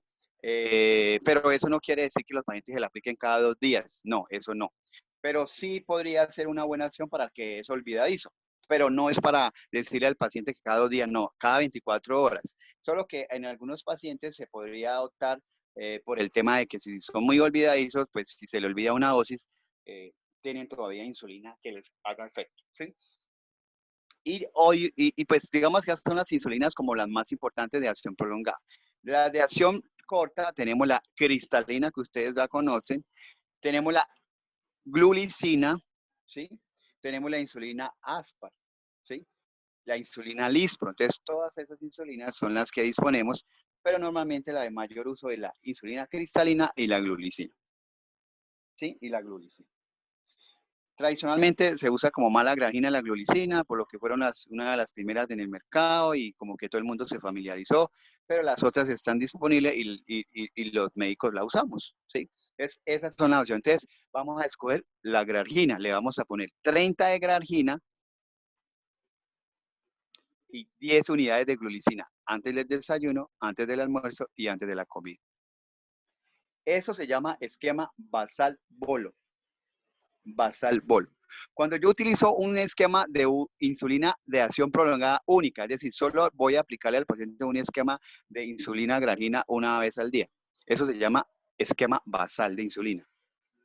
Pero si usted decidió ponerle la basal más 3 bolos, se llama basal-bolo.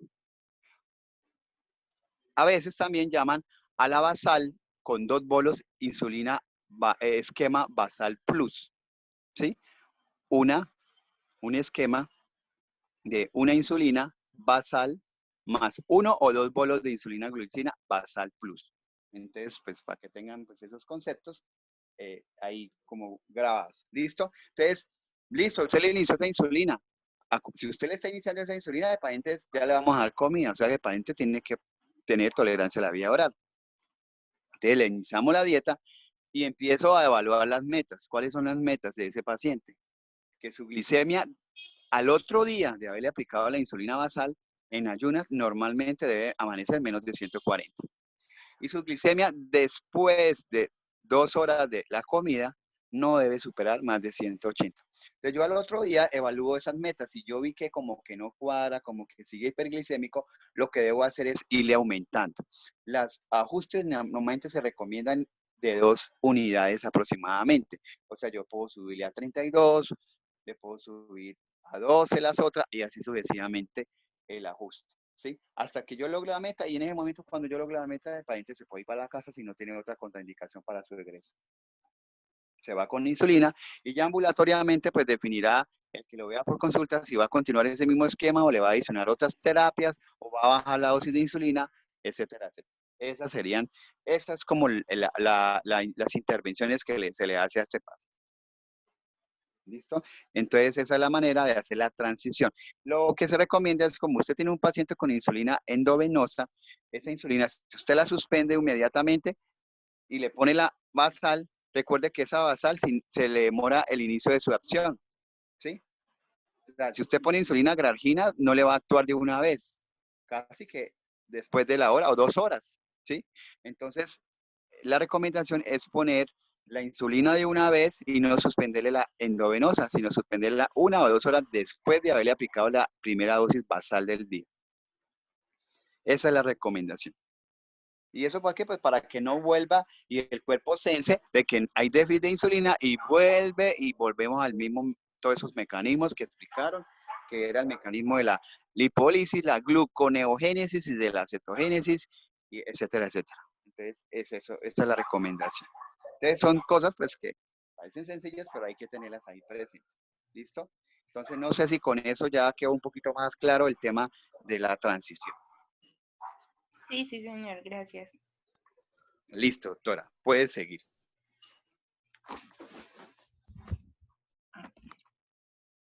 Bueno, respecto a la prevención, entonces lo primero es determinar la causa de los episodios para saber cuáles son los desencadenantes de ese paciente. Y acá el artículo nos mencionan pues algunos. El primero es que obviamente el paciente no tenga adherencia por su medicamento y pues acá pueden ser por diferentes causas, ya sea porque se le olvida tomar, porque se le olvida pues aplicárselo o porque no ha podido conseguirlo por X o Y motivo. Entonces, pues en estos casos hacer la intervención, si se necesita pues llamar a trabajo social se debe hacer. Si el paciente necesita, por ejemplo, que se haga una interconsulta con psiquiatría, pues digamos si tienen en este caso una enfermedad de origen mental, pues se debe hacer, o sea, se debe garantizar como que el ambiente del paciente sea el más óptimo para que él tenga una buena adherencia a su medicamento. Además, se le da educación sobre su enfermedad y educación sobre las posibles, o sea, tanto la enfermedad como de estos tipos de crisis, como la cetoacidosis o el estado hiperosmolar. Y acá lo que debo hablarles es las causas de que se den tanto la cetoacidosis como el estado hiperosmolar, los signos y los síntomas que él puede llegar a tener, qué hacer en caso de que sienta estos síntomas y cuándo debe llamar a un servicio de urgencias o cuándo debe pues acudir a un servicio de urgencias en caso de que estos se lleguen a presentar. Y esta educación se llama habilidades de supervivencia del paciente. También se deben determinar pues otros tipos de causas que pueden desencadenar los episodios, como ya nos habían mencionado anteriormente, como por ejemplo infecciones, ACV, un infarto, en trauma, en fin. El tercer punto de la prevención es que en pacientes con diabetes tipo 1 y pues en algunos pacientes tipo 2 siempre, bueno, lo de la medición de la glucosa sí es siempre para todos. Lo de las cetonas lo mencionaban en diabetes tipo 1, pero yo no sé qué tan fácilmente en Colombia esto se pueda realizar, lo de la medición de cetonas en casa. Eso sí, pues no tengo conocimiento. Lo otro es que se deben suspender los inhibidores de la CGLT2, como ya nos había mencionado Diego. Esto es lo que nos van a causar es una cetoacidosis diabética euglicémica, y pues una de las recomendaciones es que se suspenda este medicamento, obviamente con monitoreo de médico. O sea, no es que el paciente vaya a tener una cirugía y diga, no, pues yo suspendo mis medicamentos, no, sino que es algo que se haya hablado entre las dos partes, suspender estos CGLT2 un día antes de que suceda la cirugía y 5 días después de que pues pase la cirugía. Esto obviamente en cirugías selectivas, en cirugías de urgencia pues no hay tiempo de hacer este tipo de intervención. Lo otro es que en estos mismos usuarios de inhibidores de CGTL2 que tengan pues presencia de cetonas, lo primero es suspender pues el medicamento, se le pasa un bolo de insulina, consumir 30 gramos de carbohidratos, hidratación con agua corriente y el monitoreo de las cetonas por 3 a 4 horas. De nuevo, esto pues no sé si aplica pues acá, digamos, a nuestro medio por el hecho del monitoreo de las cetonas, que no es como tan fácil y tan rápido. Y lo último pues es obviamente tratar de evitar todos los predisponentes que puedan llevarme a cualquier tipo de estas dos pues patologías, que son la deshidratación y la ingesta excesiva de alcohol. Siempre hacer pues mucha educación en los pacientes, sobre todo pues en pacientes, en estos pacientes pues que pueden llegar a presentar este tipo de cosas por estas dos entidades, la deshidratación y el alcohol, que pueden ser fácilmente manejables. Dentro de las complicaciones hay 3 grandes complicaciones, que son el edema cerebral, las alteraciones electrolíticas y la cetoacidosis diabética recurrente, y también pues en menor prevalencia o incidencia están las respiratorias, las cardíacas y las musculares. La primera es el edema cerebral. Ese es el peor desenlace, es como lo peor que le puede llegar a pasar a un paciente que tenga una cetoacidosis diabética o que ya haya resolvido. Es más común en niños y adolescentes o en personas menores a 28 años. En personas mayores de 28 pues ya es más raro que suceda esto. Y pues la recomendación para esto es que se mantenga la glucosa sérica entre 250 y 300 por varias horas. O sea, no hacer como una disminución de la glucosa tan rápida, tan marcada, para evitar este tipo de complicación. Y además siempre estar pendiente de los síntomas del paciente, los síntomas tempranos. Entonces no solamente lo que nos decía el doctor, no solamente pues ponerle la insulina, ponerle pues la dextrosa si la requiere, ponerle el potasio y ya, sino que estar muy pendiente. Digamos, si el paciente me empieza a referir cefalea y esta cefalea es progresiva o es de aparición súbita, que disminuya aún más el estado de conciencia, que el paciente tenga un vómito recurrente, incontinencia, que esté irritable, que tenga alteración de su ventilación, que el aumento, esto pues ya es más a nivel de los electrolitos, que haya un aumento lento del sodio cuando tiene tratamiento, y que además haya algún tipo de disfunción de cualquier tipo, de cualquier par craneal. ¿Qué hacer si se sospecha el edema cerebral? Lo primero es que no se debe esperar a que haya un ataque que me confirme que hay edema cerebral. Sí, como es como algo tan agresivo y algo que pues puede matar literalmente a un paciente, lo que se debe hacer como una medida preventiva es utilizar manitol de 0.5 a 1 gramo, kilogramo, y pasar ese bolo en 20 minutos. Ya pues obviamente se le solicita el ataque para verificar que sí haya, o para confirmar pues el diagnóstico, pero no se debe esperar hasta que se tenga el ataque para empezar el tratamiento. Y además no se mostró realmente cambios, o sea, no se mostró, digamos, que la solución salina al medio o la solución salina normal me causara más o menos edema. Realmente, pues, en cualquiera de las dos puede llegar a pasar esto. Respecto a las alteraciones electrolíticas, estos también pues ocurren en el 25% de los casos y pueden pasar varias cosas. Puede haber hipocalemia, puede haber hipercalemia, hipoglucemia, acidosis metabólica hiperclorémica con un anion gap normal. ¿Por qué puede pasar la hipocalemia? Porque pues se le está dando un aporte insuficiente de potasio. Pues recordemos ya todo lo que nos habían mencionado de qué es lo que pasa con el potasio y con la insulina. Entonces, pues si se le da un aporte insuficiente, obviamente pues se va a reflejar en hipocalemia. Esto es más frecuente que pase que la hipercalemia. Pero cuando se está haciendo la reposición, entonces puede ser que calculemos mal los miliequivalentes que necesita el paciente, o por ejemplo, pacientes que se le están haciendo la reposición y se le tomaron hoy los electrolitos y por allá después de mucho tiempo se le sigue aplicando la misma reposición, se le tomaron otros electrolitos, pero pero digamos en esos 3, 4 días no se le volvió a tomar nada. Entonces no se sabe cómo está el paciente a nivel electrolítico, no sabemos la reposición qué tanto ha aumentado, entonces se le sigue dando el mismo porte, se le sigue dando el mismo porte y pues se lleva al otro extremo que es la hipercalemia. Y además tener mucho cuidado en pacientes con enfermedad renal de base porque estos están más predispuestos a tener este trastorno electrolítico. ¿Qué más puede pasar? Que haya una hipoglucemia y esto puede ser, como ya nos había mencionado también, por un tratamiento agresivo con insulina, un pobre monitoreo de la glucosa sérica y además, digamos, en algunos casos, entonces se corre a bajar la glucosa y lo importante es bajarla a toda costa, pero pues siempre va a haber como este equilibrio que ya nos había mencionado el doctor, siempre recordar esos 250 miligramos de decilitro de glucosa y cuando ya esté cerca a ese valor se le adiciona dextrosa. Lo importante no es bajar toda la loca, o sea, no es si yo tengo un paciente hiperglicémico, pues le pongo insulina y lo bajo hasta que ya no pueda más, y luego cuando ya esté hipoglicémico, pues le meto dextrosa, no, porque pues así nunca se va a lograr ese equilibrio que queremos que tenga el paciente. Y por último, también puede haber una acidosis. Esto se da porque en la reanimación de los pacientes con cetoacidosis diabética se incluyen volúmenes bastante grandes de solución salina y pues recordemos que la solución salina está conformada pues por sodio, por cloro y pues otro tipo de electrolitos, pero y principalmente estos dos. Entonces, si yo le meto mucha solución salina, pues obviamente va a tener grandes cantidades de cloro y además hay una pérdida urinaria de los ketoaniones. Estos ketoaniones lo que me van a causar realmente es que se pueda pues formar el bicarbonato, ¿sí? Que pueda haber pues al final bicarbonato. Entonces, si yo combino tanto cloro con la pérdida urinaria de los ketoaniones, pues obviamente va a terminar en una acidosis metabólica, en este caso pues va a ser hiperclorémica, pero esta acidosis va a resolver a lo largo de los días, por eso yo al inicio, o cuando les mostré la tablita de la resolución, les decía que pues no se tuviera como tan en cuenta inicialmente lo del bicarbonato, lo que decían los ingleses,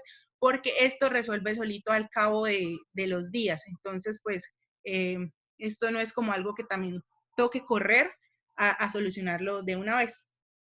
Y pues por último tenemos otros tipos de complicaciones que son las respiratorias cardíacas musculares y la cetoacidosis recurrente. Entonces, digamos, en pacientes que han tenido cetoacidosis diabética pueden llegar a tener después un infarto agudo del miocardio, pueden tener edema pulmonar o rabdomiólisis. Esto obviamente en pacientes que tengan algún tipo de comorbilidad, como por ejemplo pacientes que ya tengan algún tipo de cardiopatía, como por ejemplo una falla cardíaca que esté descompensada, los pacientes que estén deshidratados y además pacientes con enfermedad psiquiátrica, consumidores de alcohol o de otro tipo de sustancias psicoactivas para la cetoacidosis recurrente. Y listo. Bueno, perfecto, bien. Entonces, bueno, ya la doctora ahí mencionó las complicaciones, pero realmente la complicación como más frecuente es la hipoglicemia y ustedes saben qué deben hacer para evitar ese trastorno. Entonces, eso es importante. Bueno, entonces, no olviden que hay que correlacionar con una gasimetría para evaluar si hay criterios de acidemia metabólica. Después de documentar la acidemia metabólica, hay que definir si es anión Ga normal o elevado, ¿sí? Una vez definido eso y se asocia la evidencia de cetogénesis, ya sea porque haya cetonuria o porque los niveles de beta-hidroxilato estén elevados, pues se confirma la teoría diagnóstica de la cetosis diabética. Para el estado hiperocular, el criterio más importante es la hiperglicemia, ¿sí? Asociado a un aumento de la osmolaridad efectiva que debe estar por encima de 320 milimoles por kilo, asociado a clínica de paciente, que generalmente es compromiso del estado de conciencia. Con eso, pues arranca la sospecha diagnóstica y arranca el manejo correspondiente. Entonces, esa gente se maneja con solución salina, un bolo inicial de 1000 a 1500, luego se ajusta el tipo de infusión de acuerdo al sodio corregido. Inicia una infusión de 250 a 500 cc por hora. Inicio insulina, bolo de 0,1 unidades por kilo o infusión de 0 unidades por kilo con una tasa de disminución entre 50 y 75 por hora. Y ajustar la tasa de infusión de insulina de acuerdo a esa disminución. por hora. ¿Listo? Potasio se debe adicionarle a los líquidos. Si el potasio está más de 5, generalmente no se adicionan a los líquidos. Si está más de 3,3, pues de 3,3 a 5 se debe adicionarle potasio a esos líquidos que usted le está pasando por hora. Pero entonces aquí pues quiero hacer otra intervención pequeña. Entonces, si usted decidió, por ejemplo, poner 150, 300 cc por hora de líquido y el potasio está en 3,8, le tiene que poner potasio a esa infusión. Normalmente uno no debe pasar por vena periférica más de 3 miliequivalentes por hora. O sea, lo que quiere decir que si usted toma una solución de 500 para pasar por periférica a una solución de 500, pues lo máximo que usted le podría a pasar al paciente sería agregarle media ampolla, ¿sí? Media ampolla, perdón, no. Agregarle entre media ampolla a 7.5 cc de la ampolla. Recuerde que la ampolla viene de 10 cc con 20 miliequivalentes. Si yo le pongo 7.5 cc de esa ampolla, le estoy colocando 15 miliequivalentes a 500. Entonces, si usted va a pasar una taza de infusión a 100 cc por hora, pues usted ya ahí está pasando 3.000 equivalentes. O sea, no podría pasarle más de 3.000 equivalentes, más de 100 cc por hora. Pues sí se lo puede pasar, pero el problema es que la vena se va a inflamar, se va a irritar y va a producir una flebitis química por el potasio, ¿sí? Entonces, la recomendación es eso. En este caso son 150. Entonces, ahí es donde yo voy a decirles que entonces ya uno no pone 7.5 cc de la ampolla, sino pone menos de la ampolla. Entonces, ¿cómo lo hace uno? Divide los 300 cc en dos venas periféricas, 150 por una y 150 por otra. Y le agrega la menor cantidad de potasio en esas infusiones de 500 y pues pasa a 150 cc por hora. Pero la idea es no administrar en esa tasa de 150 cc por hora más de 3.000 equivalentes por hora de potasio por vena periférica, porque esas venas se van a dañar, ¿sí? Entonces, eso es para que pues lo tengan ahí en consideración, porque a veces hay esa duda, ¿no? O sea, no es correcto que usted le inicie por periférica a 300 cc con una ampolla de potasio en cada 500, no es correcto. ¿Sí? No es correcto, porque a 300 cc por hora le estamos pasando al paciente 10.000 equivalentes por hora, casi más de 10.000 equivalentes por hora de potasio por periférica. Eso no es correcto, ¿sí? Entonces, la recomendación es bajarle a la dosis o a la cantidad de la ampolla que se administra en cada 500 de líquidos a administrar para no aumentar o exagerar ese tope y no dañar el acceso periférico. Igual usted va a estar vigilando el potasio después. Uno hace luego un control, eso depende de donde esté el paciente. Si está en una UCI, posiblemente le hagan un control a las 6 horas y evalúen cómo va el paciente, qué pasó, va disminuyendo, va aumentando el pH, aumentando el bicarbonato, cómo está su estado hídrico y cómo están los electrolitos. Y ahí siguen los respectivos ajustes de acuerdo a esos valores.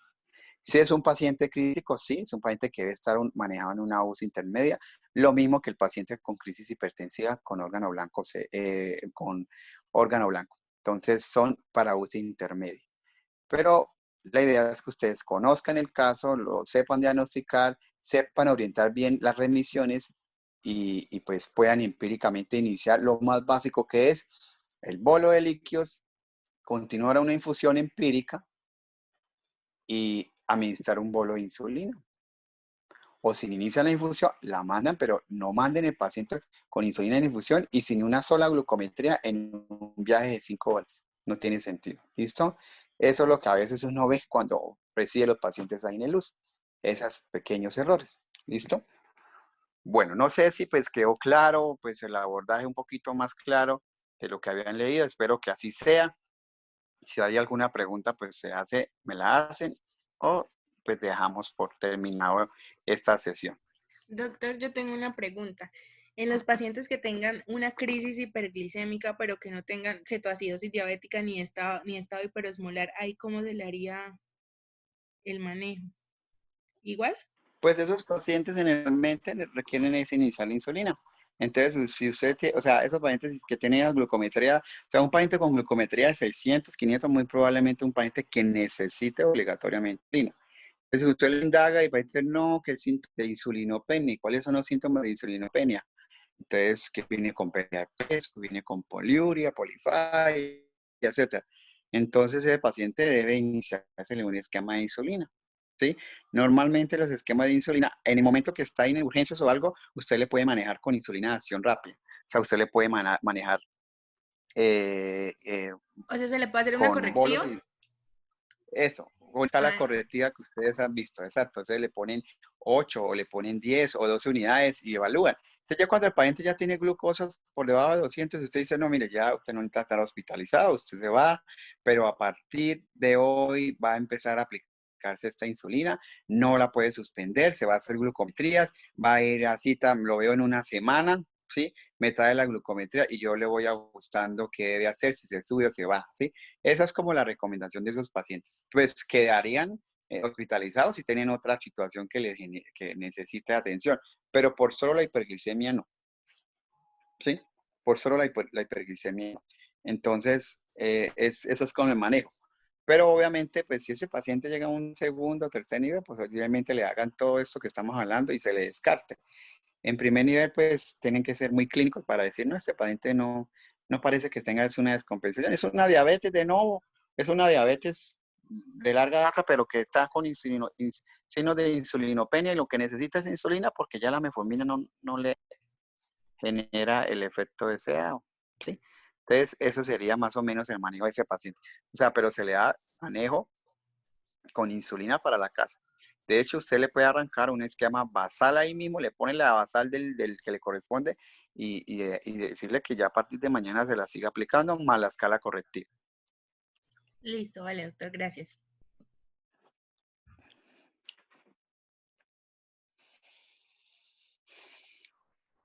Bueno,